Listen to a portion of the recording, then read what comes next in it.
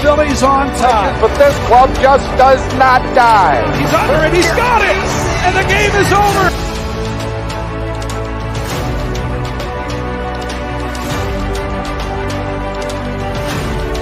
Hoskins swung on, crushed, and the Phillies are going to lead it 4-0. Just a towering fly ball to straightaway left. Schwarber was ready.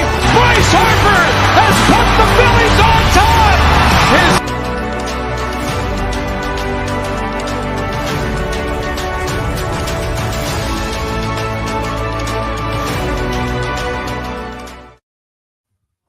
What is up, everybody? Welcome back to another episode of the Phrankly Phils podcast here on the AT Sports Network. I'm your host, Adam Mack. We got a big episode today. Obviously, a big day and for the Phillies, big day around Major League Baseball. So we're going to talk about it. So the Phillies made two moves today. They acquired Michael Lorenzen, pitcher from the Tigers, and Rodolfo Castro from the Pirates. Gave up Bailey Falter for Castro, and then gave up Hyu Lee for Lorenzen.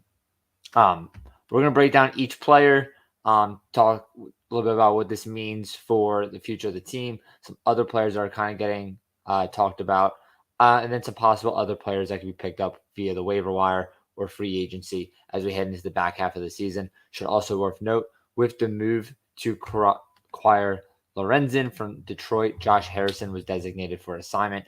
This is a move, as many of you may know from me, I found was much needed. I think there was better options as a utility guy than Josh Harrison when it comes to Christian Pache, Drew Ellis, Derek Hall is a possible, Scott Catering, a bunch of other great utility guys.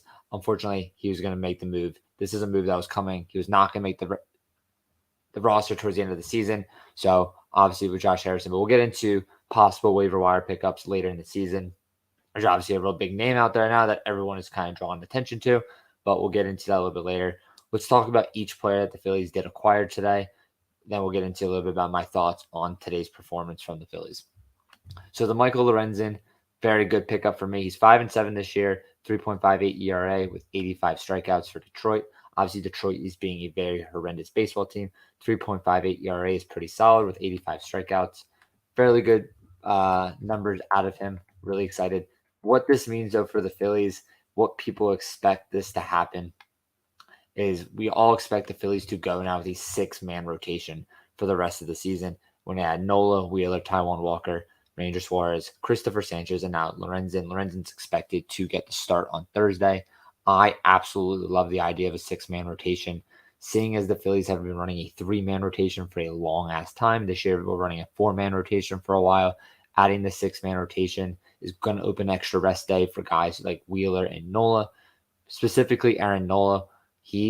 Has struggled so much on 4 days rest.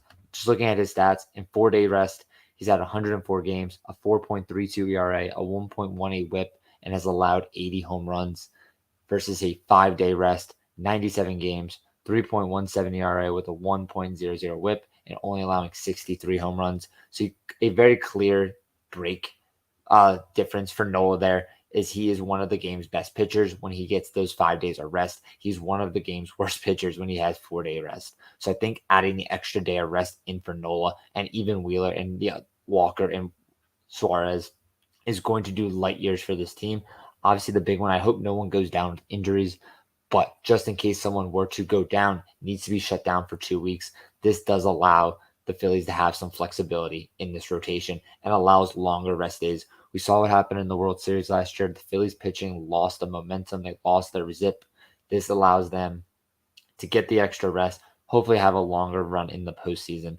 This does also allow when the Phillies do make it to the postseason, this does allow Christopher Sanchez or even Lorenzen to move to the outfield or to the bullpen, maybe have those, 2 or 3 inning performances or go a little bit longer in case of an emergency. So I think this adding flexibility into the rotation has done a phenomenal job. I'm happy the Phillies didn't look at the bullpen. I think they have one of the best bullpens in all of baseball. Definitely the best bullpen we have seen out of Philadelphia in a long-ass time. So I think not focusing on the bullpen was a solid move. I think getting Lorenzen was a very good move. Giving up Hyu Lee is a bummer. Phillies fifth rated prospect. Is a tough break, but he is a very young second baseman, and the Phillies have solidified the second base for the foreseeable future in Bryson Stott. He has proven his point to be the legitimate second baseman, both defensively and offensively. So the move makes sense. It's not like we are giving up Painter or Mick Abel or Griff McGarry, one of those prized possession pitchers right now. We gave up a prospect at a position that we really don't need, and we have solidified for the very foreseeable future. Now, if this was a prize catcher with JT Realmuto eventually being phased out, I'd be a little bit more skeptical, but giving up a second baseman prospect for Lorenzen, I think is a phenomenal move. Obviously, Lorenzen is a temporary guy. He is a free agent at the end of the season. Probably don't expect him to re-sign with the Phillies at the end of the year, but for what he's being brought into, I think it's a phenomenal move for the team. So kind of just looking for the Phillies, I really like the move. I think giving more rest days for this rotation is going to do wonders. Looking at Walker, he's been our stud pitcher this year. Wheeler's kind of got the short end of the stick with the Phillies' offensive performances.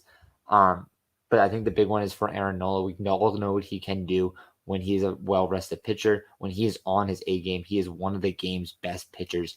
But when he is off, he is one of the game's worst. Now giving this opportunity for Nola to get the extra rest. You've seen the stats. He's a much better pitcher on longer days rest. So with this move, having the six-man rotation, I think, is going to go a long way for this team. I really do believe now it's going to open up, be much better flow for the team. The pitching is going to be much more consistent. We're not going to have these big wave performances. And I think, we're going to see a big push now from Aaron Nola. So I love the move. Lorenzen is expected to get the start tomorrow or on Thursday for the Phillies. Excited to see what he can do. Obviously, with Detroit being a pretty mediocre to bad team right now, the wins and losses sucks, but he's a pretty decent ERA. Hasn't given up a lot of home runs this season. For a fifth, sixth man out of the rotation, going to be a really solid pick. If the Phillies, closer down the end, want to go back to a five-man rotation, this does add a lot of flexibility with him and Christopher Sanchez taking time out of the bullpen. We saw last year with Noah Syndergaard, a starter-turned bullpen guy with Zach Eflin. I think now is going to could be a possible move down the road for either Sanchez, Lorenzen, but I think a good move. We didn't give up a lot of prospects. Again, Lee is a solid prospect. However, we have solidified the second base position for the foreseeable future. So not a horrible move for the Phillies. And the last one, Rodolfo Castro, utility guy, mostly a shortstop from Detroit, batting .228 on the year with 6 home runs, 22 RBIs, right-handed batter. Nothing crazy. Not an electric, big studded player. Pretty good utility guy is what we're bringing him in for. Look at it kind of like a Mundo Sosa type of player. He's not a guy that's going to play every day. He's going to be a pinch hitter. He's going to be a utility guy. He's going to come in for defensive reasons. Nothing crazy. I don't expect him to start. He's going to probably fill in if someone were to go down. But to give up Bailey Falter, who we've all seen what he's done this year, he's been pretty awful. He hasn't been much better in AAA since being optioned down there. So ultimately, to actually get something for Bailey Falter, I think is just an automatic win right there. Again, Castro's not the big name player we were looking for. He's not, the Cody Bellinger or Adam Duvall or Teoscar Hernandez. Not a huge name guy, but he's going to fill in a role for a utility guy. Doesn't even mean he's going to make the team for the rest of the year. Like I said, there's a couple of guys on the waiver wire right now that could be a possible pickup. We'll get into the two big names soon. But again, Rodolfo Castro, not a bad move, not a great move. I think giving up Falter was solid to get something like Castro out of Falter, who's a utility guy. Big thing is he's still very young. He's under contract for the next 5 or 6 years, so the Phillies do have a lot to work out with him. We've seen a bunch of guys who come in who are not strong hitters, work a little bit with Kevin Long, and we've seen them elevate their games hitting-wise. So maybe a little bit of work with Kevin Long will do a lot for Castro. Maybe we'll see it up in his game. Again, not a huge move, not really thrilled about it, not really bummed about it. Kind of, pretty neutral on the move. But, it's more of a utility guy. And right now, we know Josh Harrison wasn't cutting it. Good to cut ties with him, try and Castro and see what kind of plays out for the Phillies. But those are the two moves the Phillies did this today. For me, pretty mediocre, deadline. Obviously, every Philly fan wants the big name guys. We were tied to Cody Bellinger, Adam Duvall, Tommy Pham, Teoscar Hernandez. Obviously, Bellinger wasn't moved today. Tommy Pham was moved. Teoscar Hernandez, Adam Duvall. None of those guys were moved this season. But again, the big thing is with not the Phillies not going out and getting Duvall, Hernandez, Tommy Pham, that really is going to pave the way for Christian Pache and Johan Rojas to take those spots. Obviously, if the Phillies were to have acquired a bigger right-hand bat, one of those guys would have gone down to AAA. But now this allows Rojas to get more time out in center field. Once Pache returns, be it again another utility guy, another guy off the bench, next man up. I think the Phillies were really going all in with these two. Obviously, for the Phillies, there was talks. They were looking to move on. A lot of teams were calling on about Johan Rojas, but the Phillies believe he has a lot of star-studded potential, so they did not move on from him. That part's a little frustrating because obviously the Phillies are in very much a win-now scenario, and they're really banking on Johan Rojas actually becoming a star right now. Right now, obviously, he's not, but this could change. We don't know. Not a huge move, but with them not bringing up a right-handed bat, this does allow Rojas and Pache to now take on more responsibility, a bigger role in this lineup for this foreseeable future. So just kind of my thoughts on the day. We'll get into the kind of the realistic picks. Obviously, everyone wanted Shohei Ohtani or Juan Soto. Obviously, both those players were not moved at this year's deadline. However, I think not even picking up the phone on those was two excellent decisions. The only two players I wish the Phillies could have had a little bit more traction with was obviously Blake Snell and Josh Hader. I think Josh Hader was one of the game's best bullpen arms. I think would have done, even though we have a very solidified bullpen, can always improve it. I think adding him would have been a phenomenal boost. And obviously Blake Snell is one of the best pitchers in all of baseball this season. I think adding him would have been a great move. However, to get Lorenzen versus the price of what it probably would have cost to get Blake Snell, I'm very happy taking Lorenzen to be a bottom half of our rotation type of guy. Obviously, anytime you got to get a possible Cy Young winner at the deadline, you take advantage of it. But those are the two guys I was really kind of hoping or curious were going to be moved. Obviously, a bunch of teams who were expected to be sellers at this year's deadline have then made a decision to be buyers, Chicago being one of them. Probably one of the reasons why Cody Bellinger wasn't moved. That move was kind of surprising as well. A lot of people had Bellinger tied to the Phillies. Would have loved to have seen him come to Philly. Would have done really good as a corner outfielder or first baseman or DH. The versatility in him. That's one guy I wish the Phillies kind of would have, made a deal for, been made a little bit more aggressive with. Not sure if it was the Chicago wanted to be buyers. Chicago didn't want to move on from him, or the asking price was just a little too high for Bellinger. So Cody Bellinger is probably the one positional player I would have really liked to have seen the Phillies take on. Unfortunately, it didn't happen today, but Bellinger, Blake Snell, Josh Hader, the three guys who weren't moved today, who I really wish the Phillies could have possibly made a move for. So looking kind of ahead, obviously now we look to the waiver wires for the Phillies.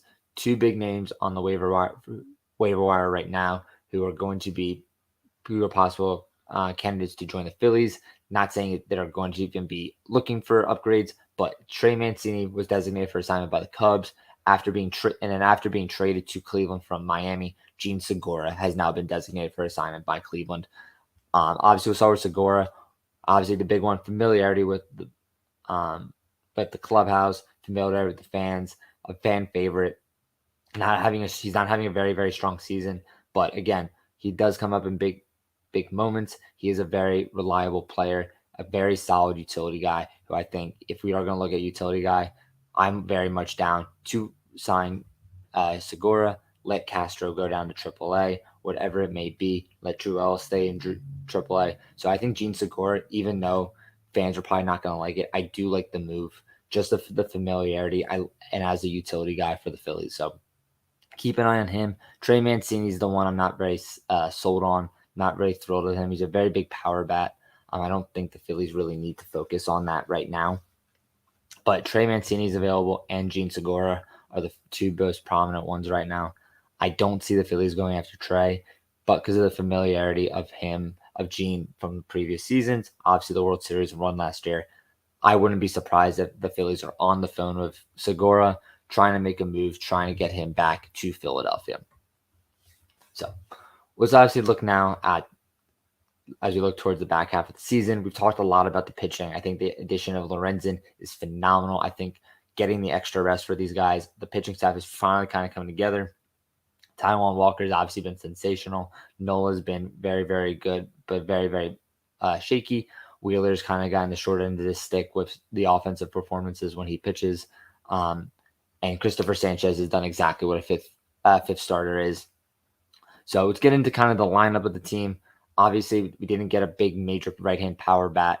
The Phillies lineup, is just very simple, has underperformed this season. They've not done where they like with just Trey Turner specifically. Obviously, the best shortstop in all of baseball is taking as big of a slump as we could have imagined. Obviously, I'm not part of that crew that wants to trade Turner or thinks the deal was, the worst deal in the history of Major League Baseball. But Trey Turner does need to get his head out of his ass. I love the plan to sit him for a game. I think, more often he does need to get some more rest. Unfortunately, that is baseball. He's going to go through slumps, but unfortunately, I think a rest day is the best thing for him more often than not.